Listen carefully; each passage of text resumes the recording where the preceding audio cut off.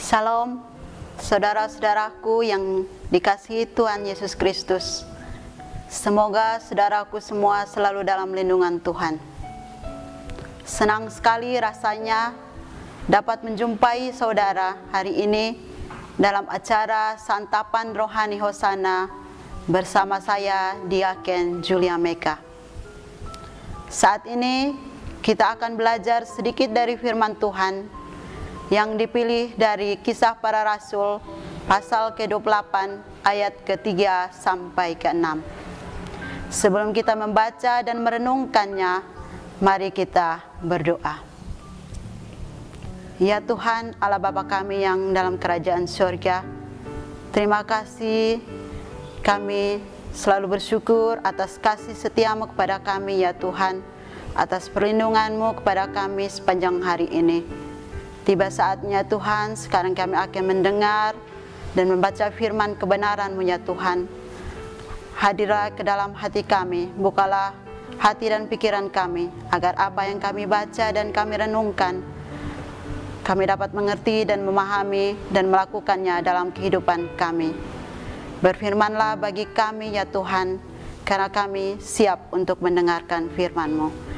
Dalam nama Tuhan Yesus, kami berdoa. Amin.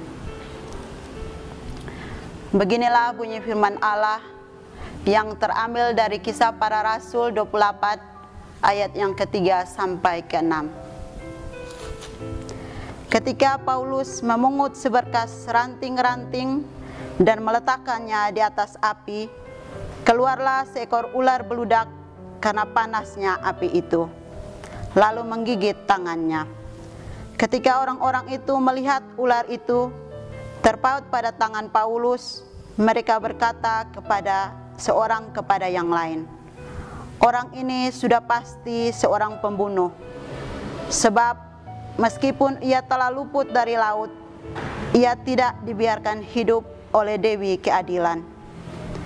Tetapi Paulus mengibaskan ular itu ke dalam api, dan ia sama sekali tidak menderita sesuatu.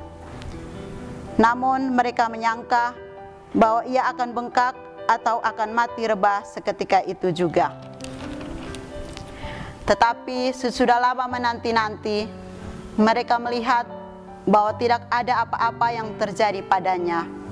Maka sebaliknya mereka berpendapat bahwa ia seorang dewa. Demikianlah bunyi dari firman Tuhan. Dalam pembacaan tadi, saya mengartikan ular itu sebagai masalah atau persoalan. Bisa saja masalah pekerjaan, keluarga, kesehatan, dan sebagainya. Segala sesuatu bisa terjadi silih berganti di dalam kehidupan kita. Namun segala sesuatu itu mendatangkan kebaikan bagi kita. Dengan persoalan yang kita hadapi, kita tidak bisa berkata bahwa Tuhan tidak mempedulikan hidup kita. Tetapi Tuhan melihat apakah kita akan meminta pertolongan kepadanya dan seberapa besar iman percaya kita kepadanya. Karena dengan adanya persoalan yang kita hadapi, kita bisa tahu bahwa kasih Tuhan selalu menyertai. Dia akan memberikan kekuatan, penghiburan agar bisa melewati persoalan tersebut. Ada banyak cara yang dapat dilakukan Tuhan untuk menuntun kita, menyertai kita, sehingga sebagai orang percaya tidak selayaknya kita gentar dan takut. Namun kita belajar dari Paulus, dengan keteguhannya, biar ular berbisa menggigit tangannya, dia mengibaskan ular tersebut ke dalam api. Dan banyak orang berkata bahwa Paulus akan jatuh rebah. Akan tetapi dia baik-baik saja, karena Tuhan selalu menyertainya. Sama hal juga dengan hidup kita. Dengan persoalan yang datang, tidak sedikit dari orang akan membicarakan kita, menghina kita, melihat kita kapan akan jatuh. Tetapi dengan iman dan percaya kita kepada Tuhan, kita harus buang jauh-jauh masalah tersebut. Tidak peduli seberapa banyak orang yang menginginkan kamu jatuh, serahkan semua ke dalam tangan Tuhan, Dia akan selalu menyertaimu dan memberkatimu.